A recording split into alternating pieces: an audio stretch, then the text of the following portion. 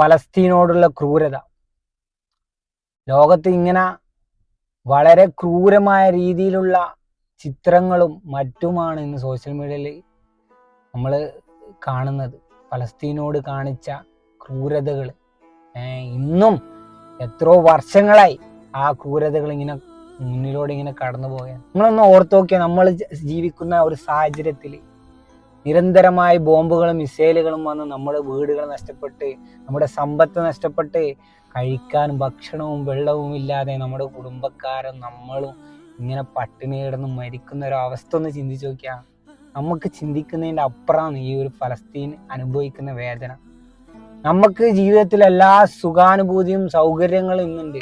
നിങ്ങളൊന്ന് ചിന്തിച്ചു നോക്ക്, നമ്മൾ ഈ സൗകര്യങ്ങൾ എപ്പം ആണെങ്കിലും നമ്മളെ അടുത്തുനിന്ന് എടുത്തു നീക്കാൻ കഴിയുന്നതാണ് ഉള്ളൂ നമ്മളെ കമ്പനി.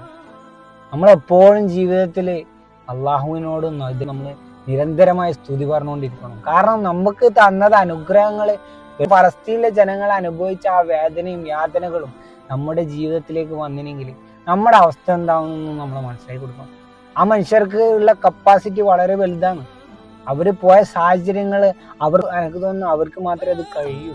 കൂടാതെ ഏറ്റവും സങ്കടകരമായ അവസ്ഥ, ഈ സോഷ്യൽ മീഡിയയിലൊക്കെ ഈ ഫലസ്തീൻ അനുഭവിക്കുന്ന വേദനകൾ ഇങ്ങനെ സോഷ്യൽ മീഡിയയിൽ ഷെയർ ചെയ്യുമ്പോൾ നമ്മുടെ മലയാളികളായ മനുഷ്യന്മാർ പോലും ക്രൂരമായ രീതിയിൽ വർഗീയ വിഷം തുപ്പുന്നത് കാണുമ്പോൾ വളരെ ദുഃഖകരമായ അവസ്ഥയാണ്. അപ്പൊ നമ്മൾ മനസ്സിലാക്കണം, ഈ രാജ്യത്തും നമ്മുടെ രാജ്യത്തും ഇങ്ങനെ ഒരു സാഹചര്യങ്ങൾ ഒരിക്കലും വരാണ്ട് കിട്ടും.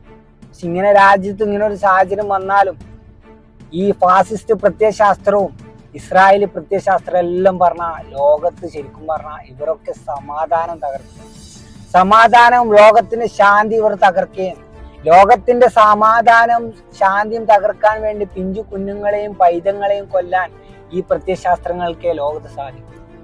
അതുകൊണ്ട് നമ്മൾ എപ്പോഴും എല്ലാ രീതിയിലും ഫലസ്തീനെ ഏത് സദസ്സിൽ പോയാലും ഓർക്കാനും അവർക്ക് വേണ്ടി സംസാരിക്കാനും സോഷ്യൽ മീഡിയയിലാകട്ടെ എവിടെയാകട്ടെ നമ്മളെ കൊണ്ട് ചെയ്യാൻ കഴിയുന്ന സഹായങ്ങൾ നമ്മൾ ഫലസ്തീനിൽ ചെയ്തു കൊടുക്കുക.